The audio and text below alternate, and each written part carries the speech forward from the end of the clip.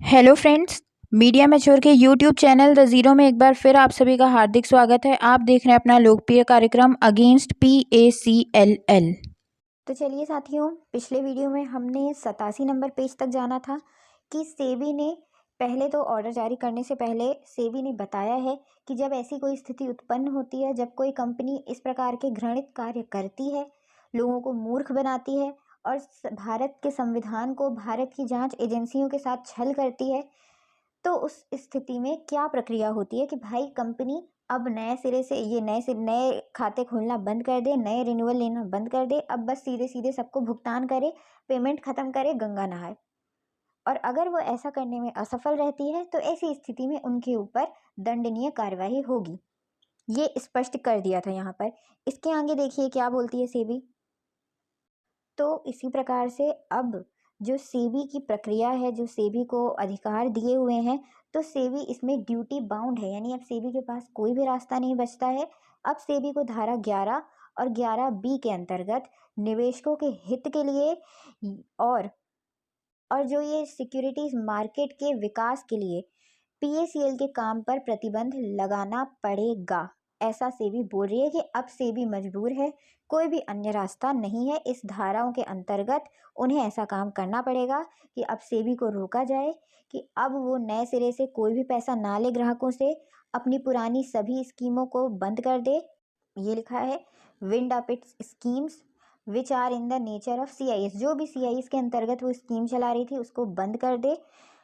और सेबी को PACL को निर्देश देती है इस ऑर्डर के अंतर्गत कि जितने भी इन्होंने CIS के अंतर्गत लोगों से पैसा लिया है उनको ब्याज सहित भुगतान करे।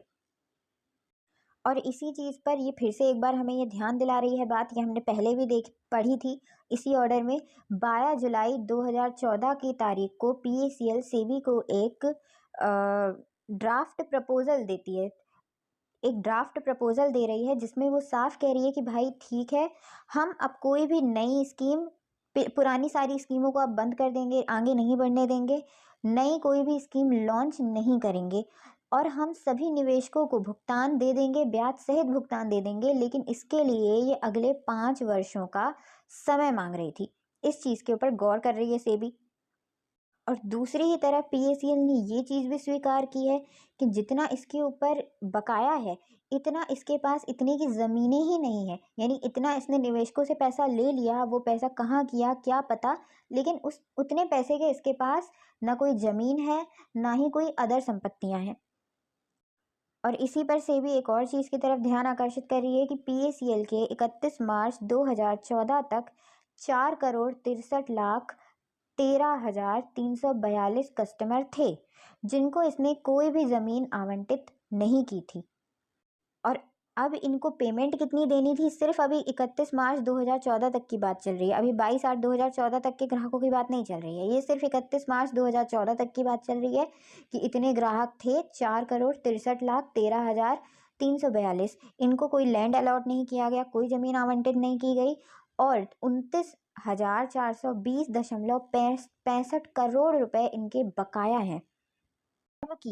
जबकि 21 मार्च 2014 तक की तारीख तक इनके पास मात्र 11,706.96 करोड़ रुपए की संपत्तियां मात्र थीं। देना है 29,420, है 11,706। अब इसको 5 साल का समय चाहिए। अब चूंकि PACL के पास पैसा था ही नहीं, जितना उसने ग्राहकों से ले लिया, अभी इसी का हिसाब किताब नहीं है कि भाई जब तुमने 29,420.65 करोड़ रुपए लिए ग्राहकों से, तो अब वो 11,706.96 करोड़ कहाँ से हो गया। कुछ तो घोटाला किया है, अन्यथा किसी से लेंगे अगर हम पैसा, तो वो पैसे का कुछ ना कुछ तो घर में रखा होगा ना सामान। अब लेके बैठे हो 10 लाख रुपए, है 10 रुपए की भी नहीं तुम्हारे पास कुछ सामान, रह रहे हो किराए के मकान में, अपना खुद का एक पलंग अलमारी नहीं है तुम्हारे पास, और फिर तुम पेमेंट करोगे। तो इसलिए सेबी ने इस ऑर्डर को, इस प्रपोजल को रिजेक्ट कर दिया कि भाई आप तो असक्षम हैं, देने की स्थिति में ही नहीं है। और इस समय PACL कस्टमर्स एसोसिएशन का मुंह भी नहीं खुला था, ये सिर्फ इनके ही बीच में बातचीत चल रही है। इसके आगे सेबी एक और बात बोल रही है कि जब ये तथ्य अब ये क्लियर हो चुका है कि पीएसीएल जो काम कर रही थी वो सीआईएस के अंतर्गत आता है, ना कि रियल एस्टेट के अंतर्गत, तो इस स्थिति में इसके सभी डायरेक्टरों की लाइबिलिटी इस जानना बहुत ज़रूरी है, चाहे वो पास्ट में हो चाहे वो प्रेजेंट में हो, क्योंकि अभी तो सीआईएस का काम नहीं हो रहा है ना, ये काम हो रहा था जब से कंपनी बनी थी। तो इस चीज़ से बोल के पल्ला नहीं झाड़ा जा सकता कि मैंने तो 2002 में ही रिज़ाइन दे दिया था, मैंने तो 2005 में ही रिज़ाइन दे दिया था। जिस दिन से कंपनी बनी है उस दिन से लेकर के आज तक कंपनी सीआईएस का काम ही कर रही है, और इन वर्षों के बीच में जितने भी डायरेक्टर आए गए उन सब की ये जिम्मेदारी बनती है अब, और सजा के हकदार ये सभी हैं। तो इसी उद्देश्य से शो कॉज नोटिस जारी किए गए। इसको आनंद गुरवंत सिंह को, गुरनाम सिंह को, तरलोचन सिंह, सुखदेव सिंह, निर्मल सिंह भंगू, गुरनाम सिंह, उत्पल देवेंद्र कुमार, टाइगर जोगिंदर, गुरमीत सिंह और सुब्रत भट्टाचार्य को। और इसी प्रकार से नीचे ये टेबल दी हुई है जिससे ये स्पष्ट होता है कि कौन कितने समय तक यहाँ पे डायरेक्टर के पद पर नियुक्त रहा।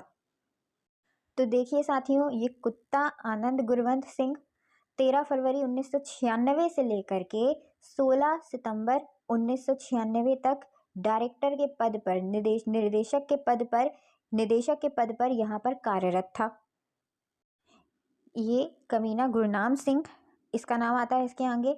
तो ये 13 फरवरी 1996 से लेकर के 7 जनवरी 1997 तक था। अब ये जो हरामखोर तरलोचन सिंह है ये था 13 फरवरी 1996 यहाँ से लेकर के NA, यानी कि अभी अंत तक ये तरलोचन सिंह रहा यहाँ पर, इसकी जाने की कोई तारीख नहीं है, यानी कि अब तक जब तक ये कंपनी चलती आई तब तक ये रहा। अब ये गंदी नाली का कीड़ा जो ये सुखदेव सिंह है, ये 3 जून 1996 को बना डायरेक्टर और अब तक है।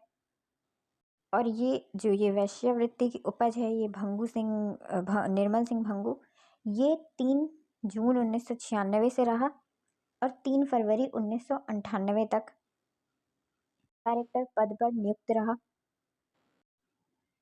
उसके बाद ये गुरनाम सिंह जो अपनी माँ और बहन को कोठे पर नीलाम करके आया था, ये 10 जनवरी 1998 से लेकर के 5 फरवरी 2009 तक निदेशक के पद पर कार्यरत रहा। उसके बाद ये मादर चोद उपल देवेंद्र कुमार, ये जो है 10 अगस्त 1998 से लेकर के 29 सितंबर 1998 तक अपने निदेशक के पद पर कार्यरत रहा। फिर ये नाजायज़ नस्ल, ये टाइगर जोगिंदर है, ये जो है 5 सितंबर 2005 से लेकर के 31/12/2008 तक इस पद पर नियुक्त रहा। यहाँ तक हमने साथियों पढ़ा है 88 नंबर पेज। अब इसके अगले वीडियो में हम 89 नंबर पेज को भी कवर करेंगे। और यहाँ तक हमने ये स्पष्ट किया, ये मतलब हर एक चीज़ स्पष्ट हो गई कि यहाँ पर कौन कितना पानी में रहा। ये चीज़ आपको किसी भी सीनियर ने नहीं बताई थी कि कितनी इसके ऊपर 31 मार्च 2014 तक का जो हिसाब किताब लगाया गया है, तो इसमें पीएसीएल कंपनी की क्या लायबिलिटी बनती है, ये आपके गद्दार सीनियर ने नहीं बताया। और उसने आपके साथ गद्दारी करके अपनी नाजायज़ पैदाइश का सबूत दिया है आपको, क्योंकि अगर ऐसा नहीं होता तो मुझे एक बात बताइए, कंपनी ये नीचे दिए गए डायरेक्टरों की है, ना कि आपके प्रमोटर की और ना ही आपके इन संगठनों की, तो इनको ये सब चीज़ें छुपा करके क्या मिल गया। इनके नाम पर संपत्तियां भी हैं, ये लोग कोर्ट में कभी बोलते नहीं है कि भैरव सिंह राजावत कौन है, भैरव सिंह राजावत कौन होता है, उसने किस आधार पर यहाँ पे एफिडेविट दिया। ये प्रश्न नहीं उठाते हैं कि पीएसीएल कस्टमर एसोसिएशन क्या है, वो कहाँ से आई और वो कहाँ चली गई आज की तारीख में। उसने जो भी दस्तावेज दिए वो कहाँ से दिए, किस प्रकार से उसने सत्यापन किया, कहीं कुछ पूछा, जांचा, परखा, ऐसे कैसे उसने कोर्ट में इतनी बड़ी बात बोली, सेबी कोर्ट में। क्योंकि ये साबित करने का प्रयास कर रहे हैं, ये चाहते हैं कि जो ये इनका नाजायज़ बाप है ये निर्मल सिंह भंगू, ये इसके साथ अपनी ईमानदारी को साबित कर रहे हैं कि भाई हम तुम्हारे ईमानदार हैं। ये उसके खून की पैदाइश है, ये इस चीज़ को साबित करने का प्रयास करें कि भाई हमारे अंदर भी वही खून है। तो तुम चिंता मत करो, ये वहाँ पे ये साबित करने का प्रयास कर रहे हैं। तो चलिए साथियों, फिलहाल के लिए बहुत बहुत धन्यवाद। जय हिंद, जय भारत।